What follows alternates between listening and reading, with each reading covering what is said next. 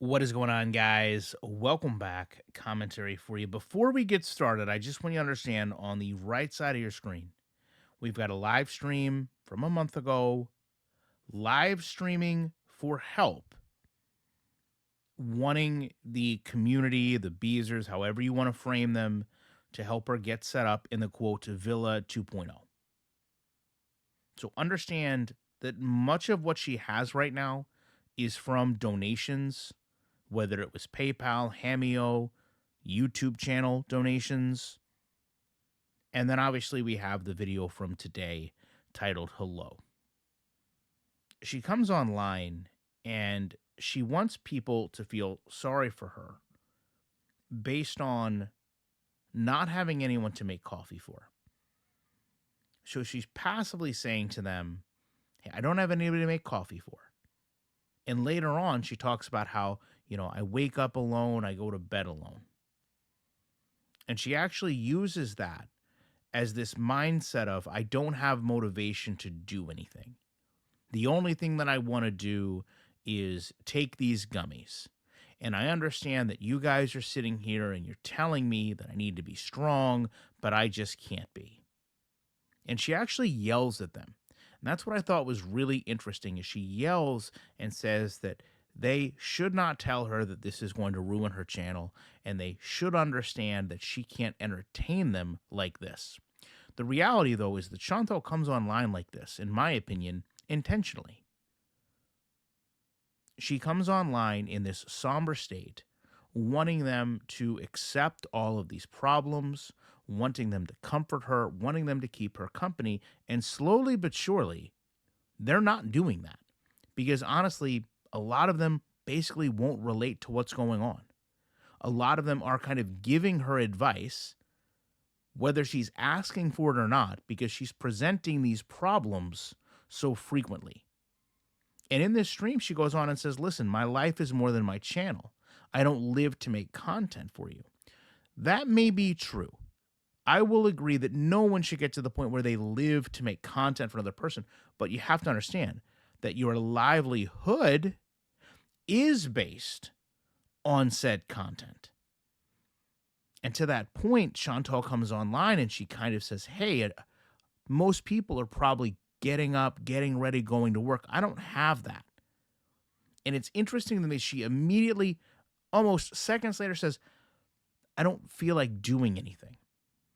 Now, I understand she has a cold. No one feels like doing something when they're sick, although it never stopped Chantal before.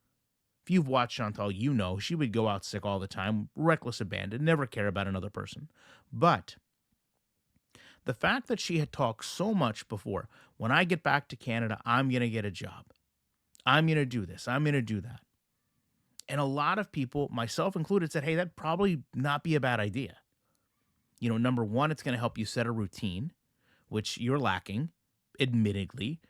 Number two, it's going to give you some purpose in your day, which you're admitting, hey, I don't have.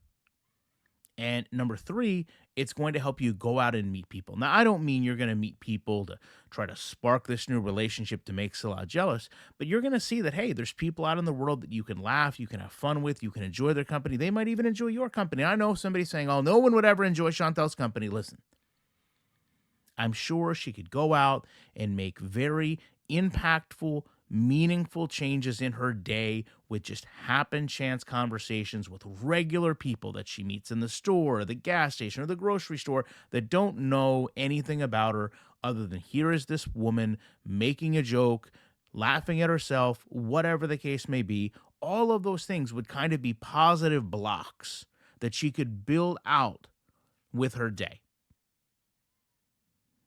Yet instead, she is sitting there and she's joking with the viewers that they're tired of seeing her sit in the same spot. She's actually making jokes and she's telling them how they're going to feel in advance of her going through these things. So when you joke like, hey, I bet you're tired of seeing me come online and sit in the same space every day. You're making that joke because that's what you're doing. So you're trying to kind of get out in front of it. And that, of course, is kind of where the topic of this video comes in, because one of the things she does is kind of mock them in advance in saying, oh, if I go back to Syria, I'm going to ruin my channel. because she gives them three options that she feels she has right now. Okay. The first option is to get used to being alone and just enjoy being lonely. The second option is move in with Pete's. I think she meant to say have Pete's move in because I don't believe she can go move in with Pete's. And if I'm not mistaken, I thought Pete's was going to want to see a little bit more of a commitment from her as far as trying to better her own situation before he was ready to walk away from the situation he has. But of course, the last of these was to go back to Syria.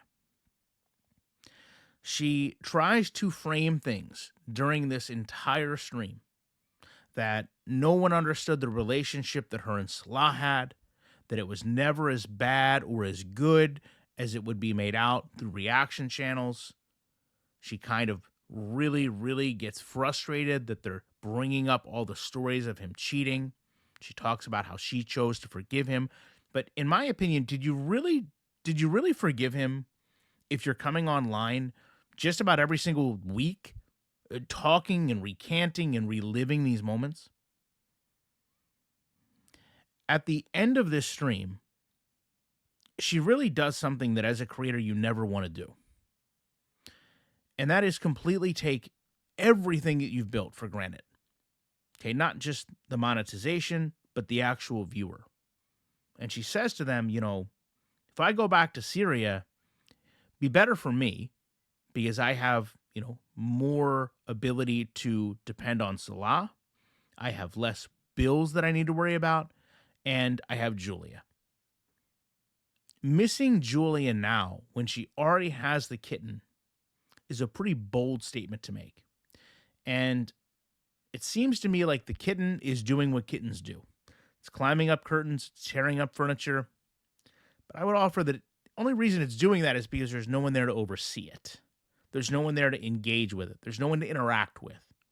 And if Chantal, by her own account, is telling us, the only thing I can look forward to get up and go about my day is knowing that I have these gummies here. Well, no wonder the cat is responding this way. The cat is as bored as the viewers are. And Chantal literally tells them that she has viewers that will watch no matter what. Chantal, if you go back to Syria, that is certainly going to be a real issue for a lot of your viewers. Because I think the undertone that your community is presenting to you right now is, hey, you know who paid for all this? You know who paid for the furniture? You know who paid for the trinkets? You know who paid for the food? You know who probably paid for the apartment? Is us. And you sat here and kind of sold us a bill of goods that as soon as you came back, we were going to get consistent, quality content. But instead, what we've got is a lot of you coming online, upset, not in a good headspace, and arguing with us. And I feel like they gave her some time to understand, hey, listen, you're going to have to kind of navigate this, right? There's really no one that can help you. Has anyone else just left a 3-year relationship with someone in another country trying to remove themselves from a religion? Probably not. But every time she logs on, they're there for her. So when they're telling her, hey, this is not going to make you happy, going back to Syria is not something you should do, she should probably take that to heart. And I'll leave you with this. Chantal comes online, again, in my opinion, looking for people to be sympathetic, looking for people to comfort her, looking for a companion online through a viewer. The whole time that she was in Syria, we heard about how, remember these thumbnails? Salah left me alone, so I ordered this. My husband left me alone. I have this pizza. Remember when they went out and she was in the car filming the mukbang because he left her? There was constantly this narrative through her thumbnails, through her content, that Salah had left. And yes, it was designed to clickbait, but it was also the reality that he was leaving only because she was electing not to go with him. So she was making the informed choice to stay home, to do nothing, to go online, seek that digital comfort, if you will, that digital companion, And she wanted people to feel sorry for her. Salah didn't stay with me. Salah's not watching movies. Salah left. Now here we are, completely different scenario, right? You don't have the language barrier. You don't have any real issues with going out. And you're refusing to because you want to sit at home and tell people that they should feel sorry for you because you're lonely and you're alone and you don't have someone. I don't know how you can expect a person to feel sympathetic for you in both of these situations that are essentially the same. Feel sorry for me. I'm alone on my own choice, and I'm not going out to be with Salah and his family and keep them company or have them keep me company, but now also feel sorry for me because I moved back and I'm also alone.